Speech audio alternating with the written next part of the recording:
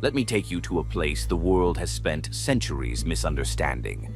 A city that Europeans once imagined as myth, later dismissed as a desert village, and today is finally being recognized as one of humanity's greatest centers of knowledge. This is Timbuktu. Not the joke, not the exaggeration, not the fantasy. The real city, the African city, the intellectual capital of the medieval world. To understand Timbuktu, you have to forget everything you think you know about the Middle Ages. While Europe was struggling through disease, instability, and low literacy, West Africa, especially under the Mali Empire, was building an academic ecosystem so advanced that people traveled thousands of miles just to read a single manuscript. And yes, that's one of the secrets. Timbuktu didn't rise because of gold alone. It rose because of books. Written knowledge was the true currency of this city. The story begins around the 11th century, when nomadic Tuareg traders stopped at a resting camp near the Niger River. They built small structures for storage and prayer. Over time, this resting point became a magnet for merchants, gold traders from Wangara, salt merchants from Taghaza, scholars from Walata, and pilgrims from as far as Cairo and Morocco. The city exploded with culture because it sat in a perfect intersection of trade, travel, and ideas. By the time the Mali Empire took control, everything changed. Rulers like Mansa Musa invested heavily in learning. Musa's famous pilgrimage, the one where he distributed so much gold that he destabilized Egypt's economy, wasn't just a show of wealth. He returned with architects, scholars, astronomers, mathematicians, and books. Many of them ended up in Timbuktu. That's another secret most people never hear. Mansa Musa's true legacy wasn't gold, it was knowledge infrastructure. He financed mosques, libraries, and schools, turning Timbuktu into a magnet for global scholars. And then came the jewel of this intellectual empire, the Sankore University. The word university is actually limiting. Sankore was more advanced than many European institutions at the time. There was no single degree path, no rigid system. Students studied under master scholars, one-on-one or in groups, sometimes for 20 years. They learned law, astronomy, medicine, mathematics, philosophy, chemistry, geography, literature, and Islamic jurisprudence.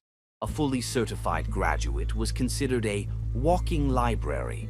It meant you had mastered thousands of pages and were trusted to teach others. Europeans called themselves doctor or master. In Timbuktu, the title was simply he who carries knowledge. But here's the part almost nobody talks about. Timbuktu wasn't just a place of learning, it was a place of documentation. The people wrote everything down. And I mean everything. Astronomy charts, medical treatments for childbirth and infections, instructions for cataract surgery, maps of trade routes, poetry, mathematics, family histories, agricultural guides, religious debates, weather records, scientific experiments, thousands upon thousands of detailed insights. These became the famous Timbuktu manuscripts. These manuscripts weren't locked away in big libraries. Families stored them in wooden chests, underground rooms, or private shelves. Owning manuscripts was a sign of status. The more you had, the more powerful and respected your family appeared.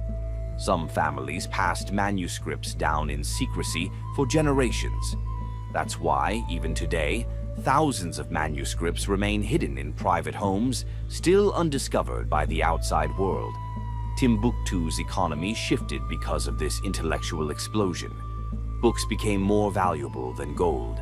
A single manuscript could sell for the price of a house. Scholars copied books by hand and sold them to traders crossing the Sahara. People traveled weeks just to get one lesson from a specific scholar whose reputation had spread across kingdoms. It was an intellectual marketplace, not of gossip or opinion, but of verified knowledge. And of course, when people see greatness, they try to claim it or destroy it. In the late 1500s, the Moroccan invasion changed everything. Sultan Ahmad al-Mansur wanted control of the gold and the scholars. He launched a military campaign, captured the city, and exiled many of the leading intellectuals. The Moroccans weren't just after the gold mines. They wanted the scholars themselves. They believed controlling knowledge meant controlling power. Many scholars were forced to walk across the desert to Marrakesh. Some never made it. The people of Timbuktu protected those manuscripts like sacred ancestors. During French colonization, many families buried them to hide them from confiscation. And in modern times, during the 2012 extremist occupation, families risked their lives to smuggle thousands of manuscripts out of the city under the cover of darkness. No international rescue team, no major government operation, just ordinary Malians protecting their intellectual inheritance.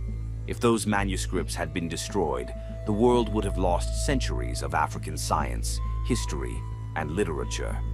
Today, historians are still uncovering secrets inside those texts.